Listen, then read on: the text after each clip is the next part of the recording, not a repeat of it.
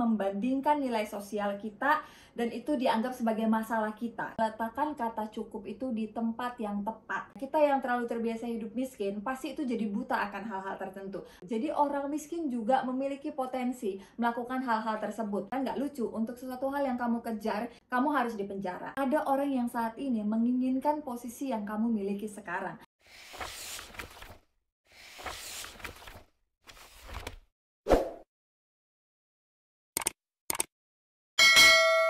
Hai Wamis, jadi kita sudah sampai di bagian ketiga atau bab ketiga dari buku ini. Kemarin kan di bab keduanya aku udah kasih teaser ya, bahwasannya di bab ketiga ini tuh dia membahas tentang perasaan cukup. Nah, aku mau menyampaikan kemarin itu harus hati-hati juga dengan konsep perasaan cukup ini. Keseringan kita meletakkan kata cukup ini di tempat yang salah, hingga akhirnya kita terseok-seok, kita ibarat kata bekerja keras untuk sesuatu hal yang mungkin kita meletakkannya di tempat yang salah. Nah, di bab ketiga ini aja judulnya udah jelas, tidak pernah cukup ketika orang kaya berperilaku gila. Jadi di pertama banget ini tuh dia menceritakan tentang seorang investor. Jadi ada suatu perusahaan yang ibarat kata dia sudah maju, sudah pesat dan lain sebagainya. Cuman ada satu kondisi keekonomi atau kondisi keuangan di mana perusahaannya mulai turun, sahamnya mulai anjlok lah. Dan menarik poinnya adalah ketika perusahaan tersebut dikeceng lah kita bilangnya sama para investor lain. Kemudian yang memiliki perusahaan tersebut akhirnya mulai sadar, wah ini peluang besar. Jadi dia mengangkat telepon, dia telepon temennya, kemudian dia bilang beli perusahaan kita karena ini bakal ada masuk investor. Karena ketika investor ini masuk, saham kita akan naik dan sebagainya. Nah, akhirnya dengan menggunakan temannya itu, dia ibarat kata menyuruh temannya untuk membeli, padahal sebenarnya duit-duitnya juga gitu. Nah, dia membeli pada saat harga sahamnya lagi turun, kemudian pada saat investor tersebut masuk, akhirnya sahamnya naik. Nah, meledak dong dia, dapat duit dong dia. Jadi secara tidak langsung dia di sini mau menggambarkan bahwasannya ini orang benar-benar tamak. Dan ternyata emang itu orang mendapatkan kasus hukum karena itu dianggap sebuah penipuan dong, dianggap scam dong. Nah, karena itu akhirnya dia terjerat hukum dan lain sebagainya. Dan semua asetnya, kemudian reputasi keluarganya turun, dan semua perusahaan yang dia bangun akhirnya hancur. Dan di sini dia memberikan suatu pemahaman kepada kita bahwasannya itu akibat tidak mengenal kata cukup. Disinilah kenapa aku bilang harus berhati-hati, karena kita pasti selalu berpikir bahwasannya orang kaya itu tamak, orang kaya itu yang ibarat kata tidak pernah mengenal kata cukup hingga akhirnya menggeruk duit dan duit terus. Kemudian lahirlah sebuah konsep baru, yang kaya makin kaya, yang miskin makin miskin. Dan ternyata dia di sini mempertegas bahwasannya tidak ada kaitannya kata cukup tersebut itu antara orang kaya dan orang miskin. Bahkan orang miskin sendiri pun itu bisa tidak mengenal kata cukup gitu. Karena dari cerita penipuan tersebut sebenarnya kita bisa mengambil suatu poin. Di sini dia sebut itu terjadi karena faktor kepepet. Karena dia berpikir bahwasannya wah ini perusahaanku sudah mau kolaps, dan dia berusaha semaksimal mungkin agar tidak kolaps. Dan menariknya adalah dia berusaha semaksimal mungkin untuk tidak terjerembab atau tidak jatuh lagi ke lubang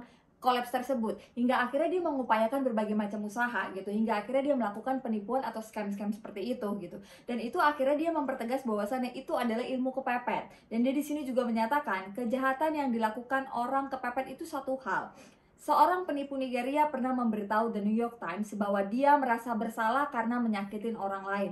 Tetapi kemiskinan akan membuat kita tidak merasa sakit. Jadi, banyak hal juga bisa dikatakan bahwasannya kita yang terlalu terbiasa hidup miskin, pasti itu jadi buta akan hal-hal tertentu. Akhirnya kita tidak memandang sisi kemanusiaan lagi. Kita sudah tidak melihat lagi apakah itu pantas dilakukan, apakah itu baik dilakukan. Jadi ini tidak serta-merta berkaitan dengan orang kaya saja gitu. Jadi orang miskin juga memiliki potensi melakukan hal-hal tersebut, melakukan penipuan-penipuan tersebut. Nah, orang pasti berpikir bahwasannya ya wajar, karena dia dari miskinnya emang sifatnya sudah jelek, dari miskinnya emang karakternya sudah jelek. Tidak serta-merta seperti itu, karena banyak orang yang pada saat mungkin dia tidak memiliki banyak uang atau mungkin sedang berada di posisi bawah, tapi ketika dia menjadi sukses malah sifat-sifat tersebut keluar gitu. Padahal pada saat dia menjadi orang miskin atau dia menjadi orang biasa, sifat-sifat tersebut itu nggak ada gitu.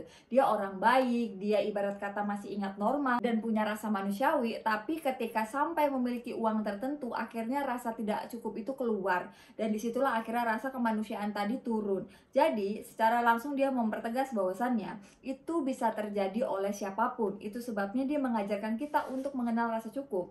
Nah, di sini menarik nih, memahami arti cukup dalam uang adalah dengan tidak mempertaruhkan apa yang sudah kita miliki dengan sesuatu hal yang tidak kita butuhkan.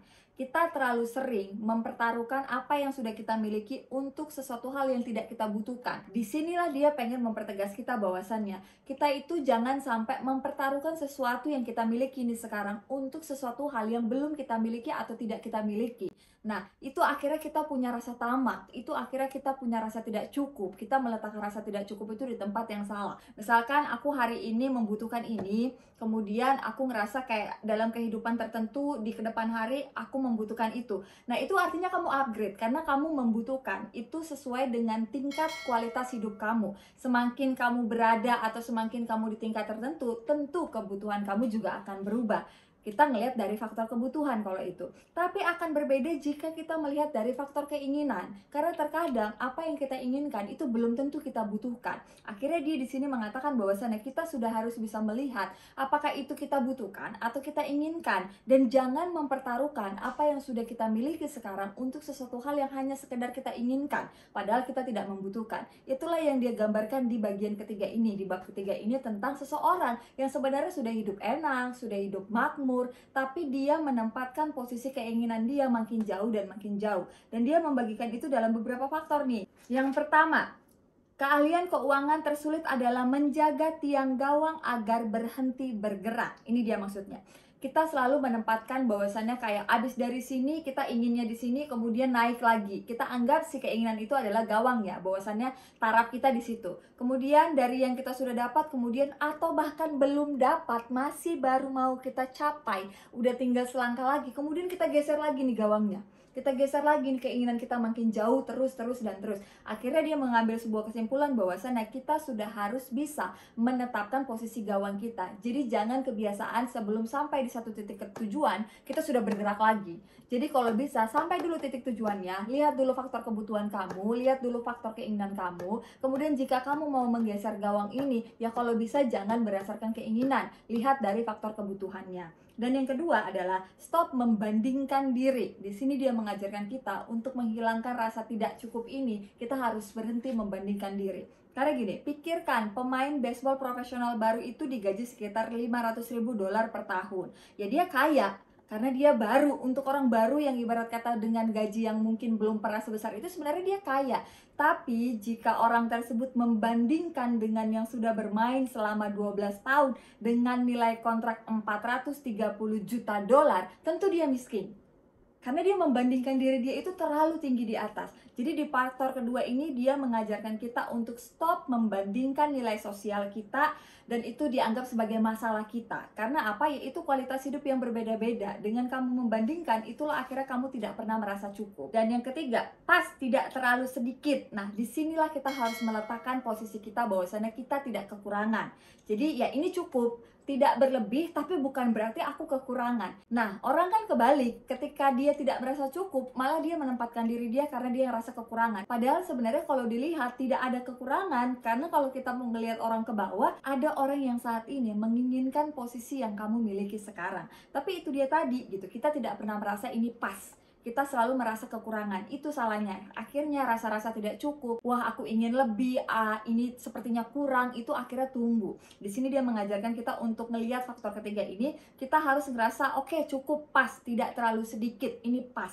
Dan di situ nanti kamu akan ngelihat dari again, faktor pertama, kamu akan ngelihat dari konsep kebutuhannya bukan konsep keinginannya. Dan yang keempat adalah lihat harga dari resikonya. Di sini dia meminta kita untuk belajar ngelihat apakah sesuatu hal yang mau kita tuju itu sesuai, apakah nanti dengan apa yang mau kita capai itu, apa yang kita kejar itu ternyata menimbulkan suatu resiko yang besar, seperti misalkan reputasi, kemudian kebebasan, dan akhirnya kamu terjerat dengan kasus hukum, kemudian keluarga, dan kebahagiaan. Jika misalkan kamu menggeser gawang kamu terlalu jauh, ternyata kamu harus kehilangan begitu banyak hal yang ibarat kata memiliki harga yang tak terhingga, tentu itu kan jadi tidak sesuai. Itu kan jadi tidak, ibarat kata kamu menghilangkan begitu banyak nominal-nominal yang sebenarnya lebih penting. Apakah worth it misalkan aku berjuang untuk sesuatu hal yang belum aku miliki, sementara aku sudah punya ini apa yang aku miliki sekarang. Dan bayangkan resiko-resiko yang harus kamu ambil. Apakah aku akan kehilangan keluarga, teman, reputasi,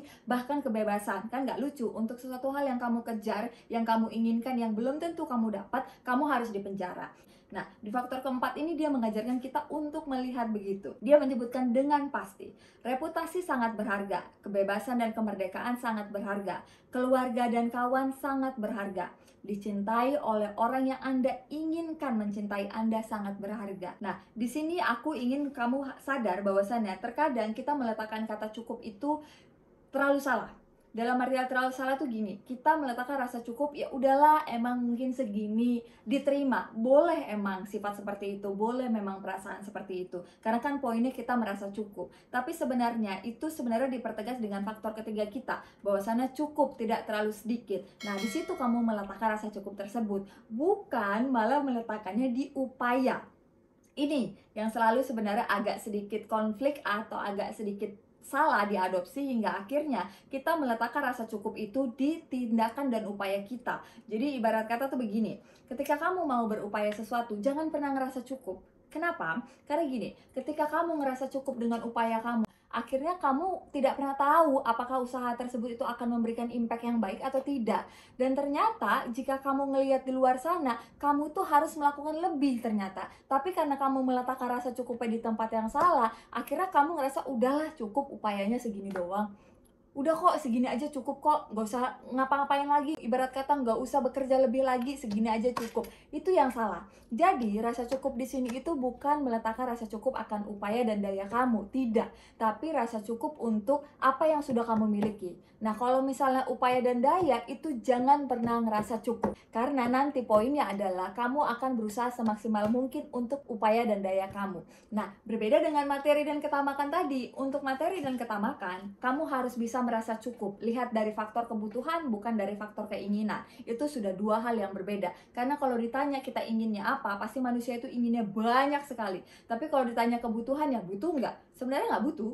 Tapi ya itu dia tadi, ada dalam 4 faktor yang dia sebut sini. Nah, di situ juga kamu harus bisa berpikir secara jernih bahwasannya cukup tersebut diletakkan dalam kondisi finansial, bukan dalam kondisi upaya dan daya. Karena kalau untuk upaya dan daya, jangan pernah ngerasa cukup. Karena jangan sampai kamu meletakkan rasa cukup di tempat yang salah, akhirnya kamu malah ngerasa bahwasannya duit adalah segalanya, kemudian kamu ngerasa oke, ini kurang, itu perasaan tidak cukup tadi. Kalau bisa, stable dulu, nikmatin dulu, lihat faktor kebutuhannya. Kalau pada akhirnya kamu ternyata membutuhkan lebih, karena emang kebutuhannya dituntut lebih, baru kamu geser gawang kamu. Tapi kalau ternyata tidak, ya udah jangan terlalu tamak, sampai akhirnya kamu menggunakan ilmu-ilmu kepepet yang sebenarnya tidak kepepet.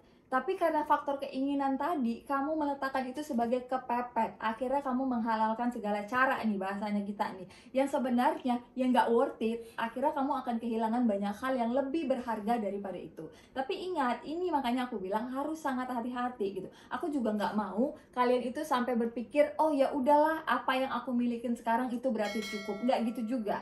Jangan kamu meletakkan rasa cukup tadi sampai kamu ngerasa berpasrah diri bahwasannya inilah nasib yang harus aku terima, inilah keadaan yang harus aku terima. Enggak gitu juga. Tapi rasa cukupnya adalah apa yang kamu miliki sekarang kamu nikmatin, jangan pernah ngerasa kekurangan, tapi jangan pernah ngerasa cukup untuk upaya dan daya kamu. Jadi satu sisi juga aku pengen menekankan bahwasannya jangan juga berpasrah. Ibarat kata hari ini kamu bergaji 1 juta, bukan berarti kamu pasrah untuk terima aja, ibarat kata hidup susah dengan 1 juta ini kamu usahakan semepet-mepet mungkin. Gak gitu juga. Kalau bisa merasa cukup dengan 1 juta itu, tapi upaya dan daya kamu itu dimaksimalkan. Dia mau memastikan kita bahwasannya meletakkan kata cukup itu di tempat yang tepat, tapi bukan berarti kita meletakkan itu di semua bagian dari kehidupan kita.